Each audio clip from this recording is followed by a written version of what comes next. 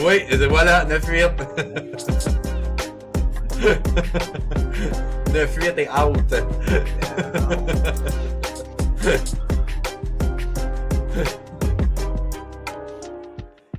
Bienvenue à l'Assistant Coach, le podcast de la NFL. Pour ceux qui n'ont pas vu, mais qui ont entendu, là, c'est que je montre mon nouveau crewneck de Noël que j'ai reçu. Ça fait un mois que j'ai abandonné sur la saison des Steelers, mais je n'ai pas abandonné sur les Steelers. C'est une chose de Noël, je pensais que c'était un déguisement d'Halloween. Excuse. Non, le clown, c'est toi, l'osé. Avec, j'ai pas d'équipe, mais même si Lamar joue pas, tu prends quand même pour Tay Ravens. On l'a vu là dans le combo. Non, gros lapsus, retourne au podcast de la première semaine. J'ai pas d'équipe. C'est sûr que mes joueurs préférés, c'est Mahomes puis Lamar, mais j'ai toujours aimé, depuis que je regarde le football, San Fran et les Ravens. C'est vrai. Retourne au podcast 1. Oui. Ça, c'est ton problème d'aimer ces équipes-là. C'est ton problème. Là, c'est deux équipes qui vont partir aux éliminatoires. Hein? Oui, mais c'est temporaire, ça. OK, c'est ça. C'est futile. C'est futile. Des fois, tu l'as, des fois, tu l'as pas. Là, gars. Donc, le numéro 1 seed dans la NFC. Mais numéro 1 ici dans la NFC, personne ne le veut vraiment, je dirais. Là. C'est ça, mais San Fran le veut en chien depuis 5 semaines, je le dis. Patate chaude, là. On le dit depuis un bout de temps que c'est ces trois équipes-là, cette division-là, qui vont représenter au Super Bowl. Là. C'est vraiment c'est chaudement disputé. Ceci étant dit, on va quand même là, faire un court épisode. On s'est vu là, longtemps, mais moi, je suis avec Marco la semaine dernière, là, le 23, pour enregistrer là, justement. Là, même le 24 au matin, je pense que vous avez enregistré. Oui, c'est vrai, 24 au matin. 24 au matin. Donc, ça fait pas longtemps que j'enregistre. Les choses changent beaucoup. Hein. Donc, comme j'avais déjà dit la semaine dernière dans le podcast, je ne sais pas si vous l'avez écouté ou pas, mais depuis que je ne prends plus pour les Steelers, ils gagnent. Là, j'ai pris pour eux, ils ont perdu. C'est ça, voilà. Je l'ai dit il y a 2 semaines, Marc. Ils me vendent du rêve. Je les haïs cette saison. Ils me vendent du rêve. Là, ça ne va plus. Là, je suis comme, OK, c'est fini. Ils en gagnent 3 de suite. Allez chier, les Steelers. Bien, c'est comme ça, c'est méchant. C'est du love-hate relationship. Oui. Pour l'oser, là, je me sens comme, c'est exactement ça. Je me sens comme trahi 2 fois. Genre, ça va pas bien. Là, je suis comme, OK, bon, c'est pas notre saison, c'est correct. Là, 3 matchs où ça va bien puis ils gagnent. Non, pour vrai, là, arrêtez, décidez-vous. Là, vous êtes bipolaire, il y a des médicaments, consultez. Rentre pour eux, oui ou non, damn if you do, damn if you don't. C'est ça. C'est pas comme si on ne l'avait pas dit depuis la semaine 1 qu'elle a fait les 9-8. Là, comme on l'a collé depuis. Je pense la première chose qu'on a dit dans le podcast au début de saison, c'est les Steelers ont fait les 9. On sait pas comment. Je vous ai jamais contredit. Non. Je vous ai contredit, c'est sur les matchs. Des fois, tu dis, ça c'est facile. Oui, non, ils vont perdre ce match-là ou ils vont gagner ce match-là. Puis comme de fait, ils ont genre gagné contre Détroit, mais ils perdent contre les Browns. Tu sais, regarde, rendu là, segment à rafale, on va garder ce cours là. Les playoffs arrivent bientôt. Il reste match semaine 18. On va se dire, semaine 18, là, on parlait de garbage yard en fin de match. Là, c'est du garbage week. Là. Il y a beaucoup d'équipes qui vont rest leur starter. Beaucoup d'équipes qui savent exactement leur seeding va être où à peu de choses près. Donc, il y a des matchs qui sont à négliger plus que d'autres, mais il y a des matchs vraiment importants qui s'en viennent la semaine prochaine. Donc, je veux qu'on prenne le temps d'en parler. Mais avant toute chose, Marc-André, fais-nous ton segment en rafale. Là, dis-nous qu'est-ce qui s'est passé à la semaine 17. Yes, je vous partage ça à l'instant. Juste avant, j'aimerais quand même faire des petits shout-outs pendant que je prépare mes affaires, pendant que je prépare mon petit fichier. Mais j'ai quand même des petits shout-outs à faire sur les réseaux sociaux. Dans les dernières semaines, je vous avais dit que ça allait vraiment bien sur TikTok puis que sur Instagram, ça ne levait pas tant. Mais là, ça allait vraiment sur Instagram. On est rendu sur Instagram. On a en haut de 350 vues à peu près sur chaque vidéo là, dans les 2 dernières semaines. Fait que ça lève tranquillement sur Instagram. C'est vraiment cool. Fait que des petits shout-outs sur Instagram. Looney You, Justin L'Espérance, Charles 111, des nouveaux abonnés. Junior, notre fidèle auditeur qui commente à peu près toutes les vidéos. C'est vraiment cool. Sur TikTok, Ulrich Sénécal, Colin Lachance, Maxime Bouchard, Matt992, Robidou, UCA, TCG and Sports et Zachary Lefebvre qui sont des nouveaux abonnés. Sinon, shout-out aussi à Hello The Voice qui commente presque toutes les vidéos aussi. Un grand fan de Houston qui se peut plus, qui a commencé à nous suivre quand on a commencé à donner de l'amour à Houston, puis qui commente depuis ce temps-là à chaque fois que je fais des vidéos sur Houston. Il est bien parle. Houston, négligé comme marché pour et shout-out à Krabby Patty. Aujourd'hui, je vous en reparle tantôt parce qu'on a eu un échange de 5 ou 6 commentaires, lui et moi, aujourd'hui, par rapport à la division Caroline-Tampa Bay. Puis je vous en reparle tantôt quand on va parler de ça parce qu'il m'a apporté un petit point que je n'avais pas vu du tout. Puis c'est vraiment pertinent. Je sais ce que tu vas dire. Ouais. Fait que voilà. Parce que ça fait. c'est sûr que ça fait un peu partie avec la game de ce soir. Je suis sûr exactement, parce que pour ceux, c'est ça que j'allais dire, pour ceux qui nous écoutent, vu que c'est le jour de l'an puis tout, c'est difficile de trouver des moments. On enregistre le lundi soir, fait qu'on enregistre pendant le Monday Night Football. Fait que c'est sûr qu'il y a peut-être des choses qu'on va parler que vous, quand vous allez l'écouter, vous allez déjà avoir la réponse, mais nous, on ne l'a pas actuellement. Le Monday Night va commencer dans les prochaines minutes. Et on y va pour le segment en rafale sur la semaine 17, les boys. On commence ça jeudi avec 3 matchs pour Noël. C'était notre cadeau de Noël. 3 matchs que quand Netflix a acquis les droits devait dire que c'était des bons matchs, mais comme Marco a dit la semaine passée, finalement, c'est des matchs qui ne voulaient pas dire grand-chose. C'est Marco qui a dit ça dans le podcast la semaine passée. Je vous ai écouté. Cowboys qui battent les Commanders 30-23. Donc, chapeau aux Cowboys qui réussissent à les gagner ce match-là. Les Lions qui, suite à, 5 revirements de Jared Goff, 2 interceptions, 3 fumbles, me semble. Plus Jared un fumble Goff, de Gibbs. Ouais. Je pense que c'est son pire match en carrière. S'incline 23-10 sur les Lions. Ben honnêtement, j'ai jamais vu ça. Un QB qui lance, il a lancé quoi, je pense, pour 60 verges. Il a lancé pour 60 verges, puis les Vikings mettent 23 points au tableau. Je pense que même pas ça. Ils ont eu avec les verges, parce que quand un QB se fait saquer, t'enlèves les verges nettes. Oui, c'est ça. Puis ils ont eu comme 31 verges nettes. Il a lancé pour 51 verges. Enlève les sacs, probablement que tu arrives à peu près à 30 verges par la passe. Ouais. C'est n'importe quoi. Puis ils mettent 23 points sur le tableau. Incroyable. C'est à n'y rien comprendre. Détroit qui a un gros fumble dans ce match-là. 7 sacs. Oh, oui, comme 9 completions sur 16, 7 sacs. 7 sacs. Il lance pour 51 verges, puis tu gagnes la game par 13 points. Comme c'est à n'y rien comprendre. Là. La def est bonne. La def des Vikings est bonne, mais ce match-là résume un peu la saison des Lions. Ça a été beaucoup de hauts, beaucoup de bas. Puis il va falloir qu'ils se questionnent sur où ils s'en vont l'année prochaine. Je pense que Dan Campbell va rester, mais je pense qu'il y a des questions à se poser sur les coordonnateurs parce qu'il y a eu trop de up and down. Il a manqué beaucoup de constance. Puis oui, les blessures, c'est une raison. Mais ça ne peut pas être une excuse. C'est vraiment défensivement, parce qu'offensivement, ils ont fini quasiment premier en points pour dans oui, l'année. Ça, je suis d'accord. Mais ça reste que même si ils ont fini premier en points pour, ils ont quand même eu, quand je dis beaucoup de up and down, c'est qu'ils ont marqué des 40-45 points. Puis c'est ça que je veux dire, c'est qu'il y a eu plusieurs games quand même qui ont marqué des 10 points. Là, dans le sens que. En montagne russe. Exactement, c'est très en montagne russe. Puis c'est ce qui fait qu'ils se ramassent, qu'ils vont finir 8-9 ou 9-8. Tu fais 10 points contre une équipe éliminée, c'est pas normal. Non, c'est ça, quand tu bats. Quand tu te bats pour les playoffs, là, en plus, parce que pour vrai, les Lions, il y avait une réelle chance de participer aux éliminatoires. Pas pour les défendre ou peu importe, parce qu'ils l'ont complètement échappé. Mais ça reste que Vikings veut pas, autant qu'on déteste JJ, il est pourri. Brian Flores, il est reconnu pour être un des meilleurs défenses d'ici de la Ligue. Donc, ça reste que c'est leur grosse force, c'est leur défensive quand même. Vraiment. Absolument. Les Broncos qui l'emportent de peine et de misère 20-13 contre le 3e QB de KC. Honnêtement, les Broncos, je sais qu'ils sont premiers dans la AFC, mais sérieusement, c'est une équipe qui a gagné beaucoup trop de matchs serrés contre des équipes en bas de 500. Sans blague, j'ai de la difficulté à voir cette équipe-là se rendre loin en éliminatoire. Guys. Oh, oui. Retour de beauté, fumble des Rams. Je ne sais pas si le gars était à terre. Ah non, fumble de Atlanta. Je pensais que c'était les Rams qui étaient. Ah, c'est vrai, on est en direct, nous autres, là. Ouais, mais arrête pas tout le temps l'oser pour un jeu ordinaire, là. Fumble sur le kick-off. C'est quand même, là. C'est pas un jeu ordinaire, là. Mais non. Fait que voilà, les Broncos, on verra ce que ça donne. Mais c'est Atlanta qui a le ballon. Mais, ils l'ont recouvert. Ouais, c'est ça. Mais on verra ce que ça donne pour les Broncos, mais ça reste que c'est pas encourageant pour les Chiefs. C'était peut-être le dernier match à Arrowhead de Travis Kelce. On verra qu'est-ce qui va arriver dans son cas, peut-être la retraite. Mais il était très émotif à la fin du match. Mm-hmm. Les matchs de samedi, 2 matchs samedi. Premièrement, Texans contre les Chargers. Les Texans qui gagnent un match défensif, l'emportent 20-16. En fait, la différence dans le match, c'est 2 bombes dans les 5 premières minutes de CJ Stroud. Parce qu'après ça, l'attaque de Houston a fait fuck out le reste de la game.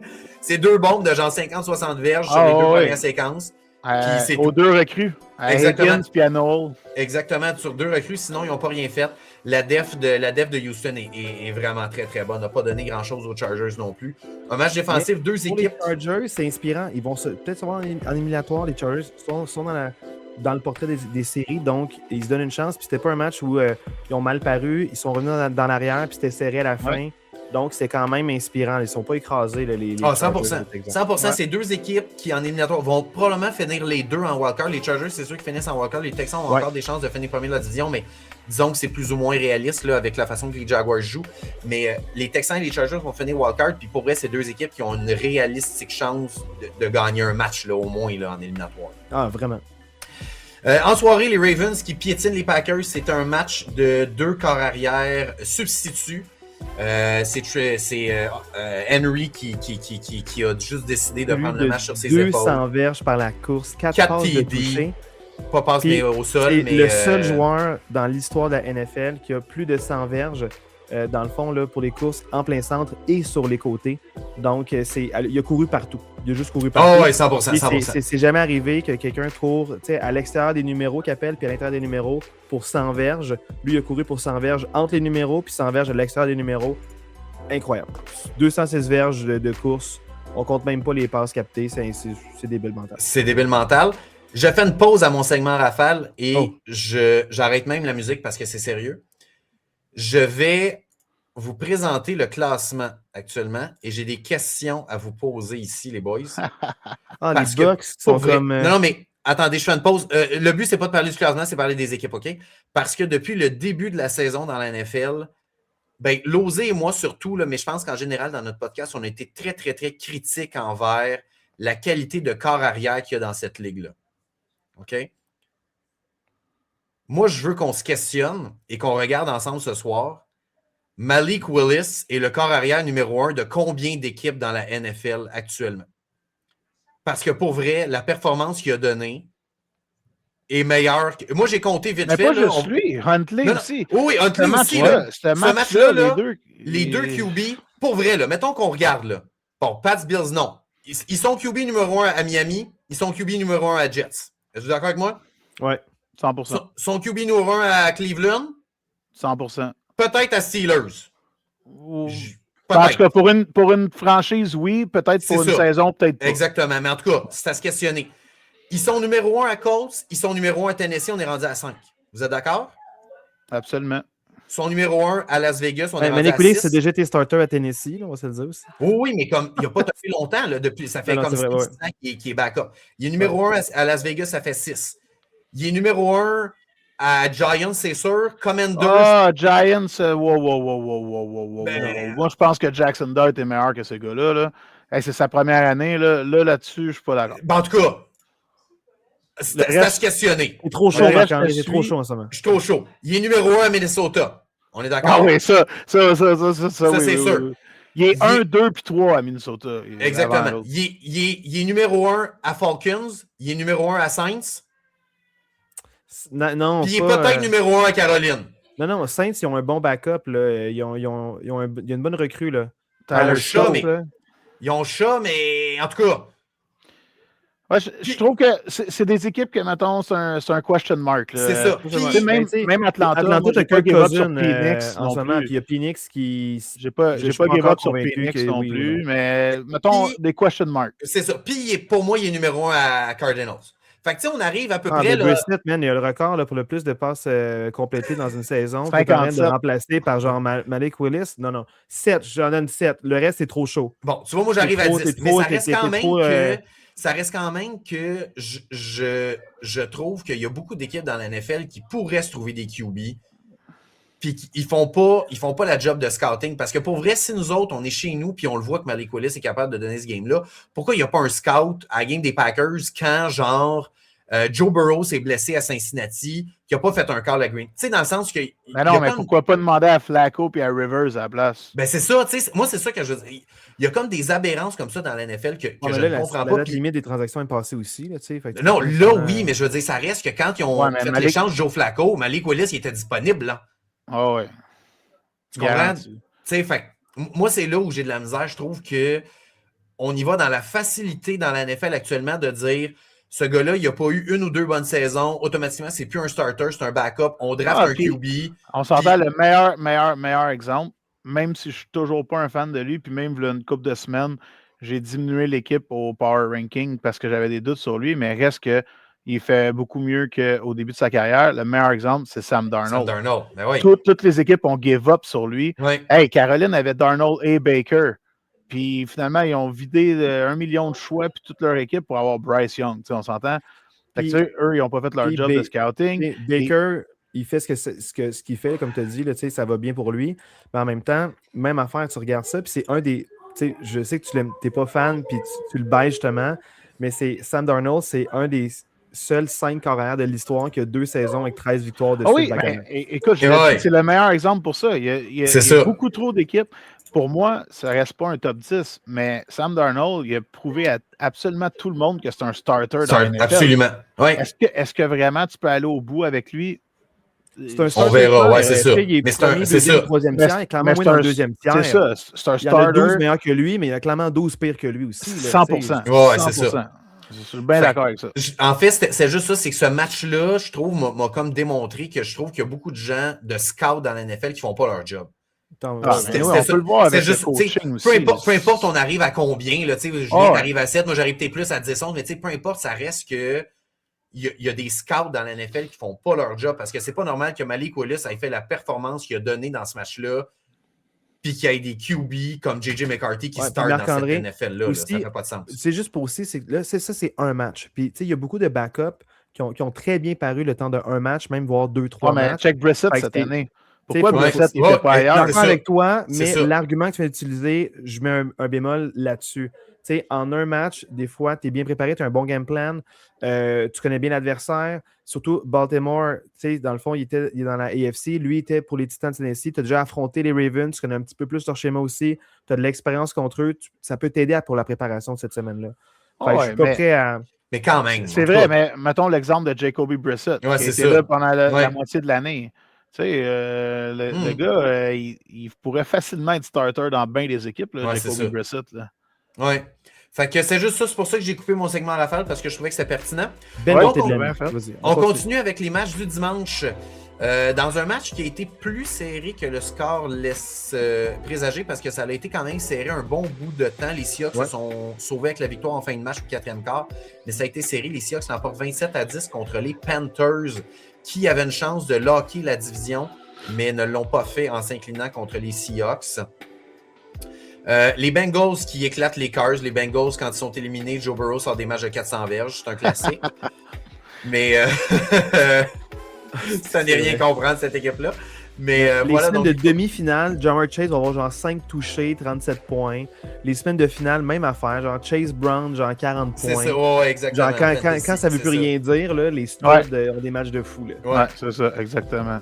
Exactement. Dans un match tout à l'opposé, un match complètement défensif, les Browns qui l'emportent 13-6 contre les Steelers, qui eux aussi pouvaient lock la division. Et Julien a décidé de changer son mantra de ne plus prendre pour eux et qu'ils gagnent. Il a décidé de prendre pour eux et ils ont perdu. C'est clairement de ta faute, Julien. C'est de ma faute, je l'assume. Cette défaite-là. Et j'ai beaucoup aimé Myles Garrett qui, en entrevue, il a dit « Les Steelers étaient beaucoup plus préoccupés que je ne devienne pas le recordman des sacs que de gagner le match, puis ils ont perdu le match. » Ouais, mais c'est un n'empêche pas l'autre. Lui, c'est juste pour... il va pleurer chez lui parce qu'il n'y a pas le record des sacs... Tout ça, lui, tu vois, c'est plus important les accomplissements individuels et être payé que de gagner. Hein. Quand tu joues pour les Browns, t'as pas trop le choix. Là. Non, mais c'est des petites victoires pour lui. Puis je pense que ça paraît bien, mais ça reste un petit commentaire là, qui veut rien dire. Ouais, surtout si c'est contre ton équipe. Ouais, c'est ça, exact. Non, mais je veux dire, même si on se soucie pas puis on le laisse, tu sais, comme si le laisser saquer allait aider la cause des Steelers. Oui, on va faire que Myles Garrett sack Rodgers 4 fois, ça va aider la victoire. Non, mais c'est pas dans ce sens-là, dans le sens que... Tu vois, je veux par là, c'est genre, cette phrase-là, ça paraît bien. Il y en a qui vont se le tatouer en latin sur le bras, genre, ou en... peu importe la langue que tu veux. Mandarin plus. En mandarin, ils vont se le tatouer sur l'avant-bras. Puis ils ne sauront pas trop ce que ça veut dire. Ne pas donner de sac à Myles Garrett, à être quand même à ne pas perdre le match. Là. Son commentaire, c'est juste parce que... Ben, ça dépend. Juste, ça dépend. Dans un sens, moi, je n'ai pas regardé ce match-là, mais dans un sens que s'il a forcé du double team toute la game dessus pour... Ben oui, c'est vrai que ça peut avoir eu un impact. Non, pas du double team. Il était des fois en single, mais il fallait qu'il passe vite. Oui, le moment où il était free rusher, il passait comme par-dessus lui. Il y avait un plan de match pour le contrer. Mais souvent, c'était des jeux positifs. Là. C'est pas. C'est d'autres qui ont plus d'impact. Wright a eu plus d'impact dans ce match-là que... Clairement, l'absence de DK Metcalf a fait mal aux Steelers et fera certainement mal la semaine prochaine. Et Calvin Austin aussi, c'est qu'il manque tes 2 top wide receivers. Puis là, dans le fond, pas juste ça. Là, t'as une fracture du bras, dans le fond, à Darnell Washington aussi, qui sera plus là. Fait que tu sais, il y a comme ça commence à être mince. Là. La semaine prochaine, là, je donne pas cher des Steelers. J'ai-tu le droit d'être cru, même si c'est ton équipe? Ben oui. Je sais que ça fait mal, DK, mais qui mange la merde. Il mérite d'être suspendu. Il mérite d'être suspendu. Ouais, non, aucune pitié pour DK. Juste d'un point de vue je sais que ça fait mal à l'équipe.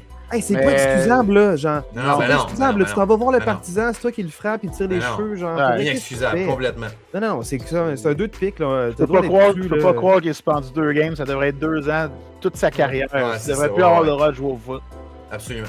Pour ceux qui manquent actuellement ce qui se passe, le visuel, Julien, depuis qu'on a parlé des Steelers, il a enlevé son chandail des Steelers. Ah non, j'avais chaud. Non, c'est correct. Non, c'est pas grave, je vais mettre devant. Mais en gros, aussi, l'affaire, les Steelers qui veulent pas trop faire mal, puis dans le fond, ils disent on va le payer quand même, il aurait eu droit de ne pas donner 45 millions à ce gars-là. Mais pour acheter la paye, on dit on va quand même lui donner son contrat, on va respecter notre engagement. Mais il aurait pu annuler le contrat. C'est cette clause-là du contrat. OK, Marc, on continue.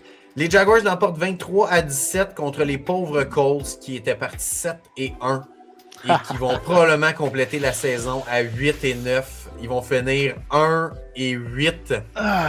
Losé, tu nous l'avais dit dès la semaine 1. Même quand il était 7-1, tu nous avais dit j'y crois pas. Non, mais ça a été un match serré. Colts-Jaguars, c'était quand même un match serré. Ça a été serré, puis les Colts venaient 10-0 là, à un certain moment dans le match. Les Jaguars, ils ont dominé le reste du match, mais les Colts ont quand même offert une bonne performance dans ce match-là. Donc, ils ont tout essayé en rappelant Papi Rivers, mais ça n'aura pas été assez. Les Jags et Houston vont participer aux éliminatoires. Les Dolphins... Les Bucks. Ouais, les Dolphins qui battent les pauvres Bucks, c'est rendu 4 défaites de suite, 6 à leurs 7 derniers matchs.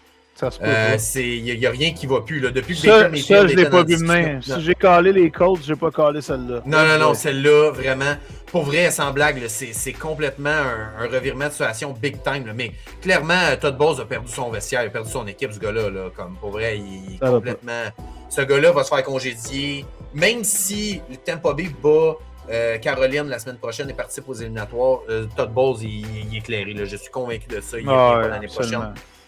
Pour vrai, cette défaite-là contre les Dolphins est 100% inexcusable, plus que toutes les autres. Là. C'est impossible que tu aies perdu 20-17 contre un backup QB de Miami. Ben, ça fait beaucoup d'inexcusables dans les dernières semaines. Oui, vraiment. C'est ça l'affaire. Ils n'ont pas perdu beaucoup de games. Ils n'ont pas perdu comme une série de games contre des puissances. Non, c'est contre ça. des équipes qui manquent les playoffs. Ils sont même pas proches de faire les playoffs. Les Saints, les Dolphins, ça commence à faire beaucoup de défaites gênantes là, quand même. Ouais. Les Pats qui éclatent les Jets 42-10. Drake May, honnêtement, risque Drake de gagner. May, 2 passes incomplètes, 5 passes de touchdown. Oui, c'est ça que j'allais dire. Là. Drake May vient peut-être de mettre un point final à sa saison MVP. Là. Je pense que, honnêtement, c'est le gars, je pense, qui devrait gagner ça. Quelle performance incroyable. Contre les Jets, ils sont beaux être pitoyables. Les Jets, ça reste, ils ont quand même une défensive potable. D'être capable de faire la performance qu'il fait contre la défensive des Jets. Pour vrai, les Pats sont à surveiller en éliminatoire parce que c'est une AFC qui est wide open. Puis un carrière comme Drake May peut faire la différence. Moi, je les vois en finale d'association, les Pats. C'est très possible. C'est merveilleux parce que ça va être Pats-Bills le premier match. Wow. c'est ça. Les Saints qui l'emportent dans un duel d'équipe ordinaire 34-26, mais ça reste que les Saints sont quoi sur une série de 3-4 victoires? Là, 4, sont genre 5 de suite. 4 de suite. 5. Ouais, 5, je pense qu'ils étaient 2-10, puis là, ils sont 5, ils sont rendus 5 là, pour vrai. Là. Attends, mettons, je regarde Team Schedule. Donnez-moi 2 secondes, je vais vous dire ça live maintenant. Nouvelle-Orléans. 1, 2, 3, 4. 4 victoires de suite. Ouais, c'est ça. 4 de suite. Mais quand même, là, ça reste que 4 de suite. C'est fucking bon, là. Ben oui. Fait que voilà, fait que les Saints qui... Tyler Shaw commence à jouer du bon Giants, Raiders, je sais pas quoi, les Giants ont gagné ça. Chose de process. Ouais, les Giants, ils ont pas juste gagné, ils ont éclaté Las Vegas 34-10. Ils voulaient perdre, man. C'est quoi cette affaire-là? Donc, les Raiders, pour vrai, c'est le mal en pis. Le Pete Carroll non plus reviendra pas l'année prochaine. C'est une catastrophe, cette embauche-là. Cette équipe-là, ça va nulle part. Ça va prendre un changement de corps arrière, un changement de philosophie. Vraiment, il n'y a rien qui va dans cette organisation-là actuellement. Les Eagles qui gagnent 13-12 contre les Bills. Les Bills qui avaient fait le toucher égalisateur en fin de match. Ils ont décidé d'y aller pour 2 au lieu d'égaliser et d'amener ça en prolongation. Et ils ont manqué un extra point. C'est pour ça qu'ils en ont pour 2, parce que s'ils n'avaient pas manqué l'extra point, ils auraient pu juste botter pour la victoire. Victoire. Puis là, ça ramasse que Josh Allen fait. Je comprends qu'il y a de la pression, mais il manque quand même son receveur qui était complètement libéré dans la zone. Il l'a manqué par beaucoup aussi. C'était pas je sais qu'un roll-out à gauche pour un QB droitier, c'est le plus tough, mais ça reste que. Il a manqué par. Je ne vais pas passer par un critique, là, mais tout le monde louange tout le temps Josh Allen comme étant Dieu. Là, ben, je suis désolé. Là, Mahomes n'aurait jamais manqué cette passe. Exact. Puis tu sais, tu as dit qu'il a manqué un extra point, mais je ne sais pas si vous avez la séquence, là, mais il restait à peu près 5 minutes au match. Les Bills étaient à peu près à la ligne de 30 à peu près. Puis ils étaient en 3e et 6, 3e et 7. Touché Bijan Robinson en passant actuellement, c'est 7-0. Touché par la passe, Bijan. Mais les Bills étaient à peu près à la ligne de 30 des Eagles. Puis Josh Allen a pris un sac de genre 25 verges. Là. Ouais. Comme avec à peu près 5 minutes à... Au moins 15 en tout cas. Oui, tu sais, j'exagère à peine en disant 25 verges. Tu sais, s'il fait juste faire une passe incomplète, probablement que les Bills sont capables de faire un field goal. Tu sais, il y a quand même plusieurs petites erreurs de Josh Allen dans ce match-là qui a coûté le match. Fait que oui, il y a des matchs qui est capable de porter son équipe sur les épaules puis de gagner le match à lui tout seul, mais des matchs comme lui, il faut quand même mettre la responsabilité de cette défaite-là quand même sur le dos de Josh Allen. Match du dimanche soir entre les Bears et les Niners, un match complètement explosif. On parlait de Drake May, mais il faut parler de Brock Purdy aussi. Lui aussi, une performance incroyable. Notre Brock Purdy. Je l'adore, moi. Je l'adore, Brock Purdy. Moi, ça me fait un peu peur pour les défensives en éliminatoire. Parce qu'ils vont faire des studs de San Fran. Kettle qui jouait même pas en plus. L'attaque de San Fran dans les 3 dernières games plus une demi. Fait que depuis 3 games et demi, depuis 14 quarts, ils ont punté 2 fois. C'est incroyable. 2 punts. Brock Purdy, il était tellement en feu qu'il dansait en retournant ses lignes de côté aussi. Il était quand même... il était dans la zone. Là. C'est vraiment le fun de voir Scramble hier, il a tout fait. Puis tu sais, il est dans une bonne séquence, puis tu pars le match, un pick six en partant, ça peut facilement éteindre le feu. Ah ben oui. Mais non, il s'est relevé. La séquence d'après touchdown, puis là, c'est parti. Touchdown. Incroyable. Ouais, c'est fou. L'attaque des Niners... faites attention, ça n'a aucun bon sens. Ouais, mais mon point, c'est pas l'attaque. Autant pour les deux équipes, c'est la défensive un peu le bémol parce qu'ils vont affronter des. Justement, là, si tu parles des Rams, des Seahawks ou même ben là, les Niners, pas tant, mais dans cette division-là, des bonnes défensives. Fait que se rendre au Super Bowl, s'ils affrontent les Eagles aussi, bonne défensive. Fait que ça me fait peur quand tu as des équipes de même qui accordent beaucoup de points. Contre une grosse défensive, ça peut être plus difficile. Fait que c'est mon petit bémol. Mais quel beau match. Quel beau match, puis pour vrai, ces deux équipes-là sont for real. Là. Je comprends qu'il y a peut-être des inquiétudes pour la défensive, mais autant San Fran sont for real, puis les Bears pour vrai. Moi, je pense que ça a été plus un showdown d'attaque plus que de défense qu'on arrachait. Ça fait rappeler, parce que là, hier, c'était en prime time, fait qu'ils ont rappelé le match Casey contre les Rams. Quand Goff était encore aux Rams, ça avait fini 51-48, quelque chose de même. Ouais. Mahomes avait eu genre 6 passes de toucher, Goff avait eu 500 verges. C'était fou, là, c'est ça. Là, au Super Bowl, ils ont été shut down complètement par les Pats. Ils ont fait 3 points. Absolument. Viens me dire que mon petit bémol de j'ai peur pour eux. Là. Non, mais là, c'est pas la même chose que tu dis. Non, mais c'est que cette année-là... C'est pas comme si les Pats en avaient scoré 50 non plus. Ils ont gagné. Non, mais les Rams sont rendus au Super Bowl, mais ils sont rendus contre une bonne équipe qui avait un bon plan de match pour eux, puis ils ont fait 3 points au Super Bowl. Ouais, mais ils en ont accordé 13. Ça a fini genre 13-3, ce Super Bowl-là. C'est pas la défensive n'a pas coûté le match. Non, mais l'osé, non, mais en tout cas, je comprends, mais pas 13 points, plus que 13. C'était 30. Contre les Seahawks, ils ont perdu genre 32. Mais t'as dit contre les Pats, parce que les Pats, ils en ont gagné. Ah non, c'est les Pats. C'est pas 13-3. C'est-tu 13-3 contre les c'était vraiment pas les Rams? C'est 13-3, t'as raison. Ouais. T'as raison, c'était vraiment... Mais c'était quel match défensif, mais les Rams n'ont rien fait. Ils n'ont rien fait. Non, lui, c'était 13. Je pensais que c'était genre 23 ou 32 qu'il avait fait, quelque chose comme ça. Non, c'était pas Dans ma beaucoup. tête, les là, Pats avaient fait plus de points. Vraiment pas beaucoup. Là, dans le fond, ça se Google, mais on va sauver du temps. On va aller tout de suite au portrait des éliminatoires, Marc-André. Dans le fond, j'en ai tapé. Ouais, c'est ça. Ben là, ça a été trop long, fait que c'est pas grave. C'est que dans le fond, là, c'est pas compliqué. Il y a 3 matchs à regarder, mais on va juste, Marc-André, afficher le portrait des éliminatoires là, parce que le classement, il n'est pas encore vraiment fixé. Les équipes sont en éliminatoire, sauf il reste un spot par association, mais c'est par rapport au seeding que ça peut un petit peu changer. Broncos, Patriots, dans le fond, là, les deux équipes à 13 victoires. Pourrait changer si les Broncos perdent et les Patriots win.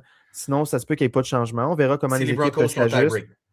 On verra comment les équipes s'ajustent pour savoir est-ce qu'ils vont en ligne pour gagner ou ils reposent les starters et disent je suis en paix avec peu importe ce qui se passe. On verra comment ils décident de gérer ça, mais ce n'est pas encore décidé pour eux. Les Jaguars à 12 et 4 sont en 3e place. Ça n'arrivera pas. Là, ils ne seront pas dans le top seeding. Les Texans sont 5e actuellement. Pourquoi je ne vois pas le 4e Steelers ou. Parce qu'ils ne sont pas confirmés encore, ils sont in the hunt. OK, des fois, ils mettaient quand même temporaire. Là. Ouais, dans le fond, les Texans, les Chargers et les Bills sont à triple égalité à 11 et 5. Fait que ça pourrait changer dans qui visite qui, selon victoire ou défaite à la semaine 18. Mais le match important, c'est Ravens-Steelers pour la AFC. Le gagnant rentre en éliminatoire et le perdant tombe dans les oubliés. Ouais, donc, ça va être probablement contre Houston. Fait que là, je suis triste parce que c'est mon équipe que j'ai calée au Super Bowl, mais qui va finalement peut-être jouer contre Lamar. Fait que là, je vais être triste. Ouais, c'est ça. Oh, oui, c'est vrai. Les Rams. Ravens, ouais, ça va être quelque chose. Juste rapidement, là, les Rams étaient premiers de la NFC, sont rendus 6e actuellement. Juste avant, Julien, parce que tu n'en as pas vraiment fait mention, là, mais juste avant de passer la NFC, Jaguars-Texans, ça pourrait changer. Si les Texans gagnent puis les Jaguars perdent, les Texans gagnent la division. Fait que juste mentionner qu'il y a ce petit changement-là qui pourrait arriver aussi.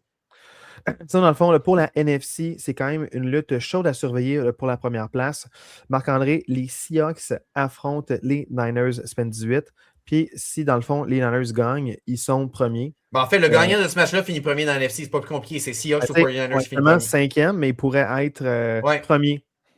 En tout cas, c'est quand même hallucinant. Les Rams étaient premiers il y a quelques semaines. Puis maintenant, ils sont rendus en 6e position. C'est capoté. Ça me fait capoter qu'ils soient là. Oui. Les Bears ont déjà été premiers une semaine. Ça, ils ont descendu. Ouais. Donc, c'est quand même chaudement disputé. Mais pour l'instant, on a Seahawks premier, Bears 2e, Eagles 3e. 4e place, ça reste à confirmer entre la Caroline et les Bucks de qui va gagner semaine 18. Le gagnant, un peu comme pour les Steelers-Ravens, va faire les éliminatoires. Non, c'est ça la précision que je vais t'apporter. Ce n'est pas le cas. Il y a une chance que les deux font les éliminatoires? Non. Il y a une chance que même si les Bucks gagnent, ils ne passent pas. Exact. Et c'est ça que Krabby Patty m'a amené tantôt, c'est ça notre discussion. Si Atlanta gagne ce soir et gagne la semaine prochaine et que Tampa Bay bat Caroline, ils vont aller au 4e ou au 5e tiebreaker. Parce qu'en fait, ce qui arrive, c'est que si mettons là, que Tampa Bay bat les Panthers la semaine prochaine, les deux finissent à 8 et 9. Mettons qu'Atlanta gagne ce soir et gagne la semaine prochaine, Atlanta finit aussi à 8 et 9. Non, mais ça c'est pas grave, Marc, c'est pas pour ça. Non, c'est pas pour cette raison-là. C'est qu'en ayant battu aujourd'hui, je compte les Rams, puis la semaine prochaine, c'est New Orleans. Fait qu'en ayant battu New Orleans la semaine prochaine, vu que New Orleans, ils ont battu Tampa Bay, la fiche de New Orleans descend, donc le 5e ou 6e tiebreaker devient les équipes que les deux ont affrontées. Fait que Caroline et Tampa Bay ont affronté. Caroline a battu New Orleans, mais Tampa Bay a perdu contre New Orleans.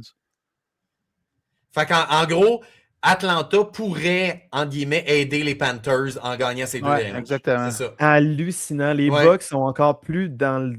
En tout cas, si tu regardes les pourcentages, sont encore en haut de 50% parce qu'ils sont 50-50 puis Atlanta ne sont pas supposés gagner contre les Rams ce soir. On verra bien. Regarde, ça, c'est beaucoup de si. Ça se peut que ça n'arrive même pas. On parle tout ça pour rien. Mais c'est quand même à surveiller. Sûrement un win-in, mais ça dépend de ce soir. Mais sûrement un win-in, ça risque d'être ça. Parce que les Rams... on s'entend. C'est presque un win-in, mais il y a quand même une petite nuance que je trouvais quand même important d'apporter. Surtout... que c'est Krabby Patty sur puis même dans nos groupes de fantasy, on en parlait ce matin, puis j'ai même obstiné mon chum Simon Tremblay qui a gagné ce trophée-là cette année. Félicitations, Simon. Félicitations. Je l'ai obstiné en disant ben non, ça ne change rien, c'est impossible. Puis non, il m'a fait entendre raison. Aujourd'hui, il y avait comme un 5, il y avait comme un cinquième tiebreaker, puis ça se rendait là, genre quelque chose de super rare. Hey, Marc-André, c'est le temps de passer à autre chose. Montre-nous le tableau résumé des. Il y a eu beaucoup de surprises la semaine dernière, là, mais des pics mène la pole position, dans le fond, là, pour notre petit concours. Donc, semaine très difficile pour Julien. Je suis désolé pour toi, Julien. 5 et 10, c'est notre pire semaine à date. Là. Julien, rien ne va plus. Comme tes Steelers. Mais sinon, Losé et moi, on gagne la semaine avec 10 et 5, la fiche exactement inverse de toi. Et Marco est à 9 et 6, nos auditeurs sont à 2 et 1. Oh, j'avais pris Cleveland, je me rappelais même pas. Arizona, Caroline. Ouais, t'avais pris Cleveland, ouais, t'avais pris Cleveland. 2 et 1. Juste vous dire qu'ici, les auditeurs, 54% pour les Chargers, c'était vraiment serré. Puis soudainement, quand après les deux bombes de CJ Stroud après le début du match, c'était rendu que c'était 58% pour Houston. Parce qu'il y a des gens qui étaient allés changer leur vote ou qui avaient voté whatever. Fait que moi, j'ai vraiment pris, comme je disais, je prends le pourcentage juste au début du match. Ben oui. Puis, voyez, mettons, ce soir, le match est en cours. Avant que le match commence, là, c'était 83% pour les Rams, selon nos auditeurs. Quelle semaine horrible. Quelle semaine horrible pour toi. Et au sommaire, Marco et moi, on est en tête à égalité 139-83. Losé est à 2 matchs de nous et Julien s'est éliminé de la course. Il est rendu loin derrière nous. Donc, de toute façon, je m'en fous. Là. Je m'en fous de ça. Là. Au revoir, Julien. Donc, voilà, il reste le match de ce soir qui n'est pas rentré encore. Les 4, les 4 plus les auditeurs, donc les 5, on a pris les Rams. C'est clairement Atlanta qui gagne, là, parce que pourquoi pas. Là. C'est ça. Ben oui. 5 et 11. Voilà. 5, le match de la semaine dernière qui était le plus bêté, ça a été Pittsburgh win à 75%. Puis, dans le fond, les preneurs aux livres s'en lèchent les doigts parce que c'est les Browns qui ont gagné. Fait que le match qui avait eu le plus de paris sportifs, ça a été les Steelers contre les Browns à l'avantage des Steelers. Ça, c'est du monde qui n'écoute pas le podcast parce que s'ils avaient vu leur fiche de 8, de 9 et 6, 9 et 16, ouais, c'est ça. Saurait qu'ils allaient perdre les 2 derniers matchs. Voilà, c'était clair. C'est ça. Tout à fait. Là, maintenant, passons à la semaine suivante. Là. C'est quoi les matchs qui s'en viennent et on prend pour qui dans ces affrontements? Voilà. Fait que je vais partager nos pics parce qu'on va faire nos pics en même temps que parler de ces matchs-là. Prime time le 3 janvier à 4h30. Donc, dans le fond, un match du samedi, Panthers visitent les Buccaneers. Et je pense que les Panthers vont l'emporter. Moi, je pense que les Panthers, c'est la meilleure équipe. Buccaneers, ça va nulle part. Les Panthers, c'est inspirant. Let's go Panthers, Caroline. Un match sans lendemain, on l'a dit, là, à moins d'un triple égalité, là, le gagnant va participer aux éliminatoires et l'autre sera éliminé. Pour vrai, c'est dur de prendre pour Tampa Bay avec la fin de saison qu'ils ont eue. Par contre, il faut quand même dire que c'est l'équipe qui a le plus de vétérans, c'est l'équipe qui a le plus d'expérience. Ils jouent à domicile. Je comprends que ça fait beaucoup d'inacceptables, mais moi, je vais quand même prendre pour Tampa Bay dans ce match. C'est surtout l'équipe qui a le plus de talent. Moi aussi, je t'avais Absolument. Tampa Bay. Je suis pas d'accord, Panthers ont plus de talent. Les Rams qui ont été arrêtés en 4 et 1. Ouais. Fait que je suis d'accord que l'équipe qui va le mieux actuellement, c'est Caroline. Mais dans un match sans lendemain, prime time. Caroline. Les Bucks vont choke parce qu'ils ont déjà goûté au plaisir coupable, mais pas Caroline. Le ceiling il est comme, ils ne connaissent pas c'est quoi le ceiling. Check-moi bien. Mais pour vrai, moi, je prends over tout. Je ne serais pas nécessairement étonné que Caroline gagne. Mais mettons que je regarde le big picture, je pense que tu n'as pas le choix pour prendre l'équipe de vétérans qui est déjà passée par là, puis que pour vrai, Baker Mayfield, dans le locker room avant le début de ce match-là, là, il va rendre commotion, ça va donner des coups de tête à ses casques, mais sans son casque. Fait que moi, je ne prendrais pas pour lui. Hey, mais peu importe. Seahawks contre 49ers, je pense que les Niners vont l'emporter à domicile contre les Seahawks. Losé, je dois te dire que tu es un devin parce que pour vrai, toi, ça fait plusieurs semaines que tu l'as calé, ce scénario-là, que ça allait jouer la dernière semaine, Seattle contre San Fran. Tu avais même dit à un moment donné que Seattle jouait contre les Rams il y a comme 3 ou 4 semaines. Puis tu dis, je souhaite que Seattle gagne pour que San Fran gagne la division. Exactement. Ça fait une couple de semaines que tu nous en parles. Puis pour vrai, tu sais, on parlait justement de Détroit qui ne feront pas les éliminatoires puis qui ont eu beaucoup de blessés. San Fran, il n'y a pas une équipe qui a été plus blessée qu'eux autres cette année. Puis ils se ramassent la dernière semaine de la saison. Ils peuvent lock-in le number 1 seed, avoir une semaine de break puis avoir tout à domicile. Moi, je ne vois pas San Fran jusqu'au Super Bowl parce que le Super Bowl est chez eux en plus. Moi, je ne vois pas San Fran échapper ce match-là. Je sais que tu vas prendre San Fran Niners, les Niners. Ça reste que c'est un match clairement à regarder. C'est pas pour rien qu'il est prime time samedi soir. Absolument, ça va être un match haut en couleur. Ça arrive dans un moment en plus que l'attaque, elle ne peut pas être plus red hot que ça. C'est à rappeler l'attaque de Prime 2, 3e année de Mahomes dans la ligue avec Tyreek Hill, de Lamar, des Bills avec Josh Allen, de Détroit l'année passée. En ce moment, San Fran, c'est ça. Là. Ils scorent à toute leur drive. C'est hallucinant. Puis à l'attaque, presque à l'attaque, pas mal, tout le monde va être là. Probablement que Keto va être là la semaine prochaine aussi. Fait que, ils vont avoir tout leur arsenal. Défensivement, il leur manque des gars. Mais à l'attaque, ils ont pas mal tous leurs starters. Je comprends que les Seahawks, ils ont une des peut-être 3 meilleures défensives de la NFL. Mais je pense que dans un match avec une aussi grosse importance, le coaching staff va faire la différence aussi. Shanahan va gagner coach de l'année. C'est quand même un coach recru à Seattle. C'est pas négligeable. L'avenir est positif quand même. Là, oui, pour vrai, Seattle ne sont pas à prendre en éliminatoire peuvent faire des dégâts. Là. Personne ne les voyait là cette année. Personne ne les voyait là, puis c'est une équipe à prendre au sérieux. Mais dans ce match-là, un peu comme Caroline Tampa Bay, là, à différentes échelles, mais moi, je pense qu'on n'a pas le choix de prendre l'équipe avec les vétérans qui ont plus d'expérience, qui ont le meilleur coaching. Moi, je pense à San Fran dans ce match-là. Oui. Ça va, ton monologue sur San Francisco? On dirait non, mais pour vrai, ils sont impressionnants. Puis plus on dirait, je te vois juste me vendre ton gear sur Kijiji ou sur Marketplace des Packers pour t'offrir. Moi, j'ai mis mon argent où ce que ma bouche était. J'ai gagé que la finale du Super Bowl, c'était parce que tu peux gager le exact forecast. Fait que le gagnant, donc, plus, v'là 2 semaines, le gagnant versus l'équipe. C'est ça. Fait que j'ai gagé Houston qui gagnait versus San Fran, puis j'ai gagé San Fran qui gagnait versus Houston. Fait que j'ai gagé que la finale Super Bowl, Houston. C'est ça. Incroyable. Nouvelle-Orléans contre Atlanta. Je pense que Nouvelle-Orléans va avoir 5 de suite. Let's go. Nouvelle-Orléans contre Atlanta, ils vont gagner. Moi, je pense que la série de Nouvelle-Orléans va s'arrêter là. Moi, je trouve qu'Atlanta est quand même inspirant dernièrement.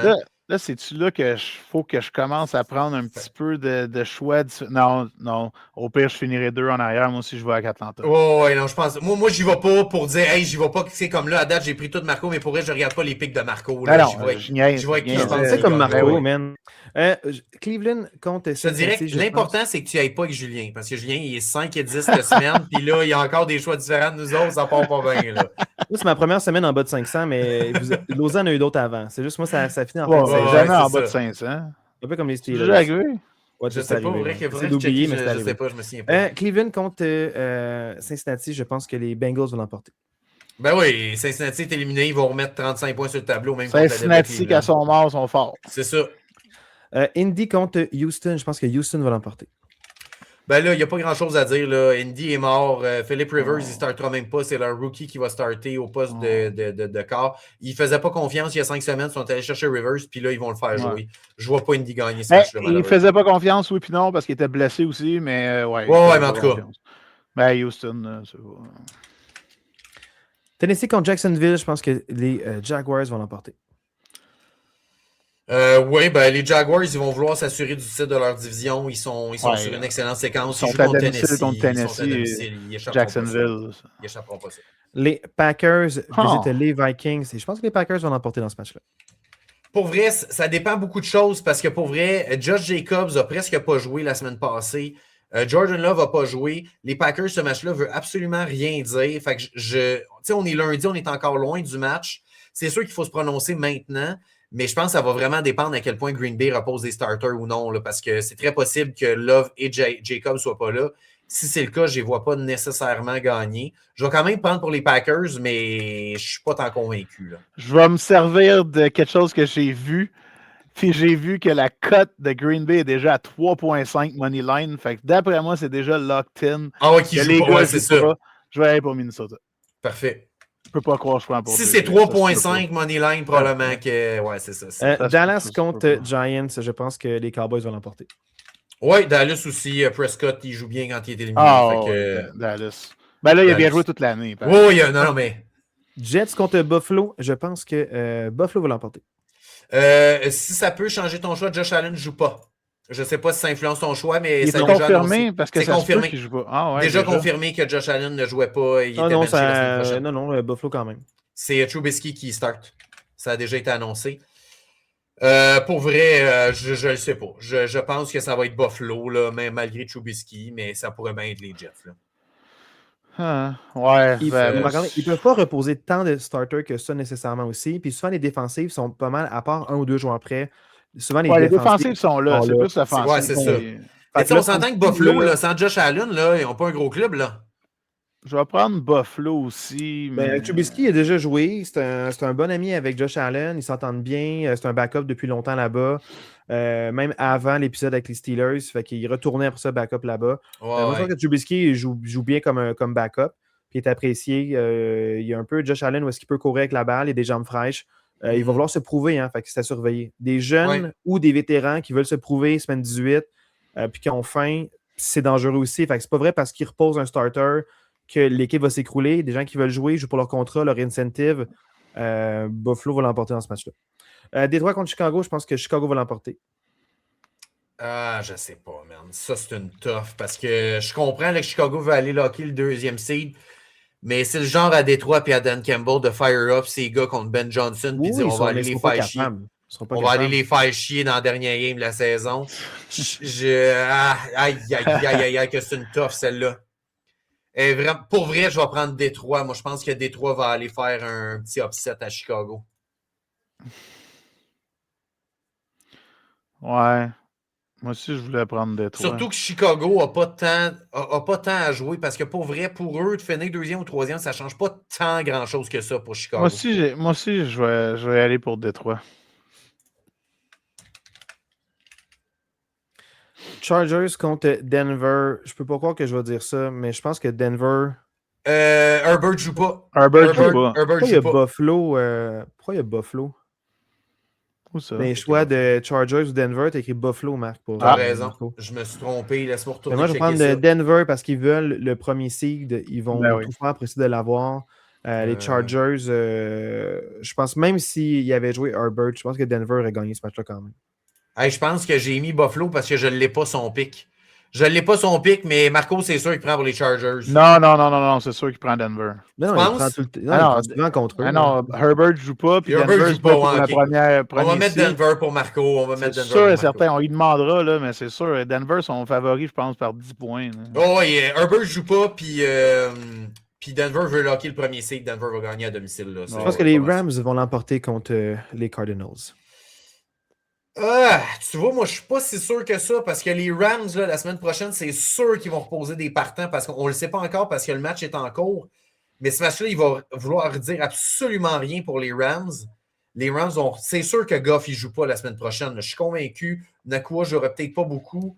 Arizona n'est pas si mauvais que ça. Puis eux, ça veut vraiment rien dire. Mets-moi Rams pour moi, s'il te plaît. Oui, excuse. Parce que les Rams sont sûrs de finir 6e.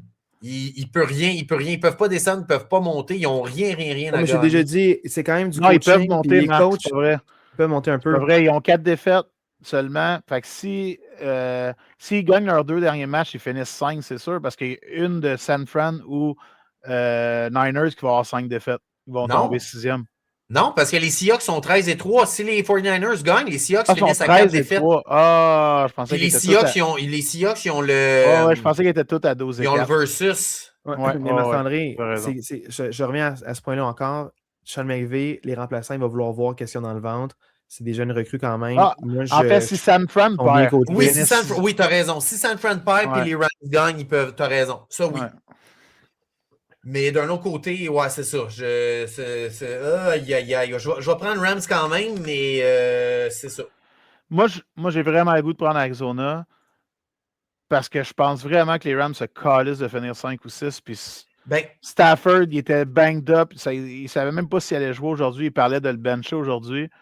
La seule affaire, si jamais il se replace dans le match, ils vont-tu vouloir lui donner un match de plus pour son MVP case? Parce que là, Drake May a remonté ça. Mais tu sais, ça risque que pour les Rams, mettons que San Fran perd samedi, là, de finir 5e au lieu de 6e, d'affronter Tampa Bay ou Caroline au lieu d'affronter Chicago, les Eagles, c'est quand même un gros upside. Là. Ça change quand même beaucoup la game. Je vais prendre les Rams. Je vais prendre les Rams pour ça. Moi, je pense que Casey va l'emporter contre les Raiders qui font rien. Ils ont perdu contre les Giants. Moi, rendu là, je suis convaincu. Casey va l'emporter. Mais là, le 4e QB, là, je m'en fous. C'est deux équipes qui s'en vont nulle part. Ça va être un match rocambolesque. Par genre 7 points. J'en reviens pas.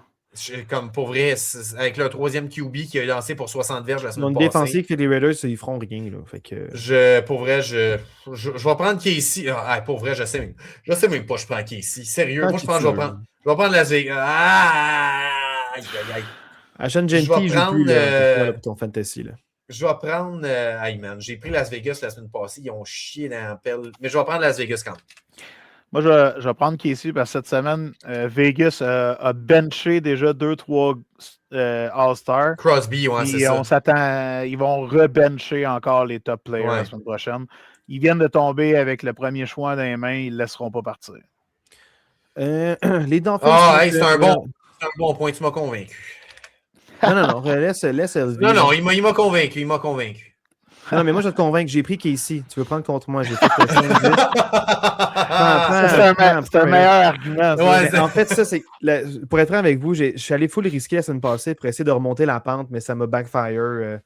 J'ai essayé d'aller pas conservateur pour essayer de remonter parce que j'étais trop en arrière de vous. Sinon, j'aurais juste. Ouais, c'est ça. Ça a pas. Je me dis, garde, fuck off, il reste 2 semaines. Faut que je tente des affaires. Ouais. Mais là, je tente rien. Le Nouvelle-Angleterre va l'emporter contre Miami. Faut pas croire. Oui, parce qu'ils jouent en même temps que Denver, ils vont vouloir se donner une chance de finir premier. New England n'échappera pas ça. Là. Washington contre Philadelphie, je pense que les Eagles vont l'emporter. Oui, je suis d'accord, surtout que les Eagles ont encore une shot au 2e seed. Pour eux aussi, ça peut faire une différence de finir 2e au lieu de 3e. Il y a une bonne défensive. Washington, c'est pas une bonne équipe. Au lieu de 3, tu pognes Seahawks, Rams ou Niners. Peu importe. C'est vrai que ça ne change rien. Tu pognes une de ces 3 là. Ça change pas une de ces 3 là. Ça reste que, tu sais, eux autres, s'ils se voient se rendre au Super Bowl, ça te donne peut-être un match de plus à domicile. Ça peut la défense va faire la job. L'attaque va faire juste ce qu'il faut au niveau au sol. Contre Washington, je les vois gagner. Pour le match de plus à domicile, moi aussi, j'irais pour Philadelphie. Ouais. Et le match de la semaine, hein? Le match Sunday night. Non, c'est pas le match de la semaine. Je pense que parce qu'il est prime time à la fin, mais le vrai match de la semaine, pour moi, c'est San Francisco. En fait, j'allais dire, c'est ça. Seattle, San Francisco, là, c'est le match de samedi soir. Il n'y a aucune chance que les Pittsburgh l'emportent dans ce match-là. Tout est fait pour que Baltimore l'emporte, puis Baltimore va l'emporter. Lamar joue-tu? Qui joue pas, on s'en fout. Derrick Henry, hein? la défensive des Steelers est complètement amochée. L'attaque va nulle part. Il y a trop de blessures. C'est sûr qu'il n'y a aucune chance que Pittsburgh l'emporte. Ça serait un miracle. Baltimore va l'emporter, c'est sûr.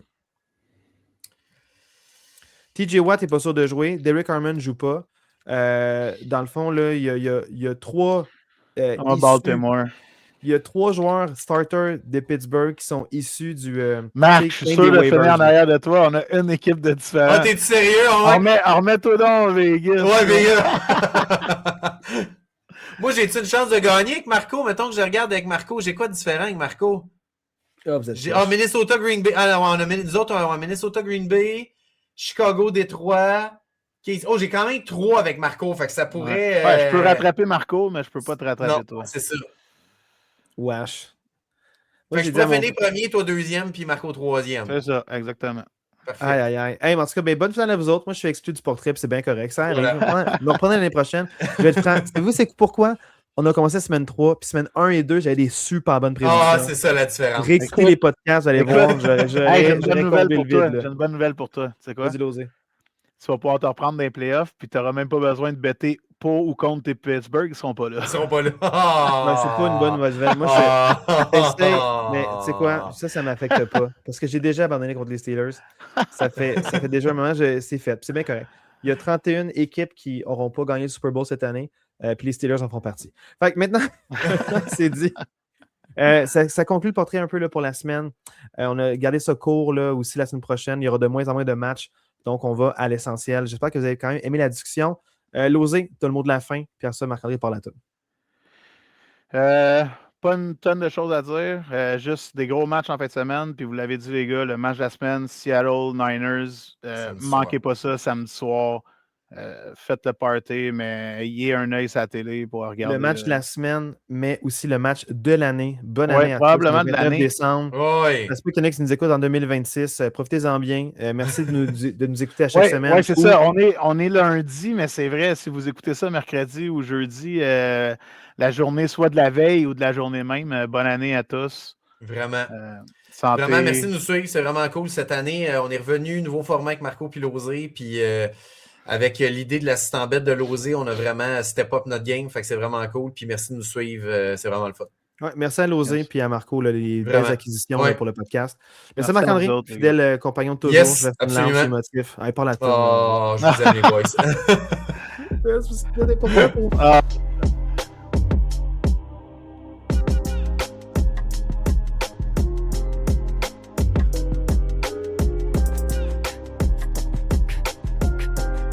Brûle-moi ça! Les clean, là, tout ça. Là, on veut pas un gros logo des Steelers, on veut un petit. Oui, pour pas trop que ça paraisse. Le plus petit possible, puis dans le dos, à l'intérieur. Merci du conseil, Losé, je vais magasiner ça. Je t'envoie le lien, OK? Salut la gang. Salut la gang.